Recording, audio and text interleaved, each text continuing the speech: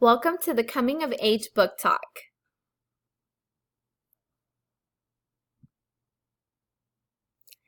Emma Watson said, "Becoming yourself is really hard and confusing, and it's a process." This is very true not just within life, but what characters go through in a book. Coming of age books are centered on the growth of the main character. You're able to empathize and relate to them no matter what stage in life you are currently in. Just like this video, this young boy is growing throughout the years, the same way a character grows and evolves and becomes oneself in the book, depending on the events they encounter and the people they encounter. Today, I'm going to show you 3 books that are coming of age books. The first one we're going to talk about is The Perks of Being a Wallflower by Stephen Chbosky. Now, this book, it's more of a letter format, and Charlie is the main character. In the book, Charlie is writing an anonymous person throughout the story. He, in the beginning, is coping with a devastating event that happened to one of his friends. Now, we do get to read the important parts of Charlie's life, but through his eyes. He navigates through going to a new school, friends, love, and family. Now, towards the end of the book, he does discover or uncover a traumatic event that happened to him. So we see him go through that and cope with that as well. Now, this book does talk about some hard topics like abuse, mental, physical, sexual, and it even talks about suicide. Now, I do want to share with you this quote. "I'm going to do what I want to do. I'm going to be who I really am, and I'm going to figure out what this is." So if you want to know what Sam is talking about, what he's trying to figure out, and what's in those letters, and what these traumatic events he uncovered, check out The Perks of Being a Wallflower by Stephen Chbosky. The next book we're going to talk about is The Outsiders by S.E. Hinton. Now, this is a story about Ponyboy. Ponyboy is in a gang called the Greasers with his brothers and their friends and his friends. One of his best friends' name is Johnny. And in the book, you see them encounter their rival gang called the Socius.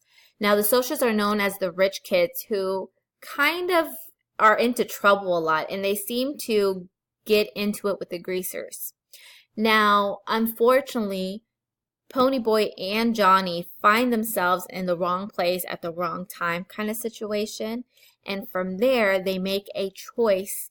And that one choice that they made changes their outcome of their future.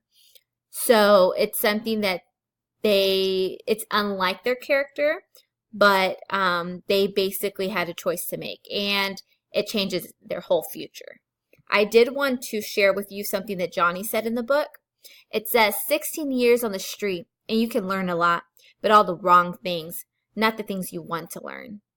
So if you want to know and read what these things they learned and what was that one decision that changed their whole life, check out The Outsiders by S.E. Hinton.